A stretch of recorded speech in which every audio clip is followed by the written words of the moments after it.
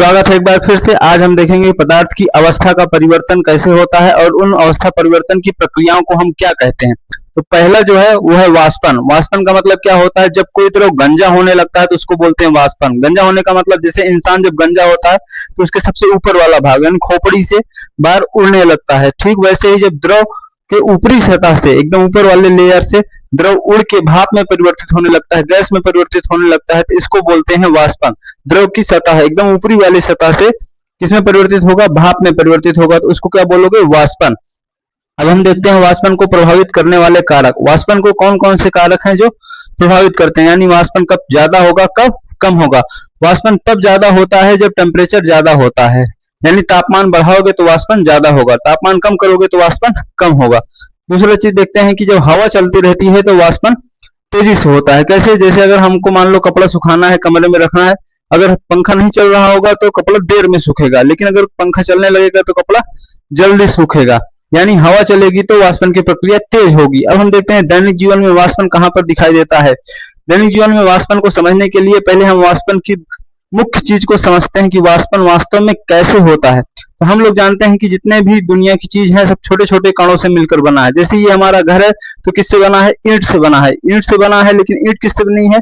मिट्टी के कणों से मिलकर बनी है, यानी छोटे छोटे कणों से मिलकर बनी है। ऐसे भी जो द्रव होते हैं वो छोटे छोटे कणों से मिलकर बने हैं। जैसे पानी है, पानी के कणों से मिलकर बना है। पानी का कण बहुत छोटा छोटा होता है, यानी उन कणों की वजह से पूरा पानी बना हुआ है। अब अगर उन कणों को बाहर से हम ऊर्जा देंगे, तो उन कणों की ऊर्जा बढ़ेगी और वो आपस में जो बंधे रहते हैं तोड़ के वो निकल जाएंगे। इसी को हम क्या बोलते हैं? वाष्पन।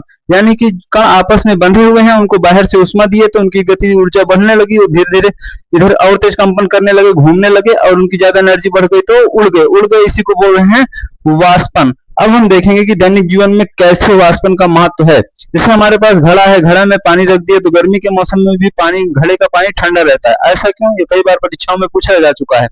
तो इसका कारण ये है कि जैसे अगर हम पानी रखते हैं तो पानी के जो कण होते हैं वो जो घड़े का कण होता है उसमें छोटे छोटे छिद्र होते हैं, उन छिद्र से वाष्पित होकर बाहर निकलते हैं। जब वाष्पन हो रहा होता है तो अंदर की जो गर्मी होती है उसको द्रव के कण अवशोषित कर लेते हैं। जब अंदर की गर्मी को अवशोषित कर लेंगे, वाष्प में परिवर्तित होंगे तो अंदर क्या हो जाएगा? ठंडा। ऐसे जब हम हथेली पर पेट्रोल लेते हैं तो क्या होता है कि हमको ठंडा महसूस होता है। क्यों महसूस होता है ठंडा? उसका कारण क्या है? उसका कारण नरेंद्र मोदी नहीं है, पहली बात। उसका कारण क्या है? वाष्पन। कैसे होता है? जैसे हमारे पास पेट्रोल का कण है तो पेट्रोल के जो द्रव के कण होते हैं वो हथेली के आसपास की ऊष्मा को अवशोषित कर लेते हैं। अवशोषित करते हैं तो उनकी एनर्जी बढ़ती है और एनर्जी बढ़ती है तो उड़ जाते हैं, वाष्पन हो गया। लेकिन वो आसपास की ऊष्मा को अवशोषित कर लिए, वो आसपास की ऊष्मा को अवशोषित किए, इसकी वजह से आसपास कैसा महसूस होता है? हमको ठंडा। वहां पे गर्मी निकल गई तो वहां पे ठंडा महसूस होता है। तो ये दो क्वेश्चन परीक्षाओं में भी पूछते हैं।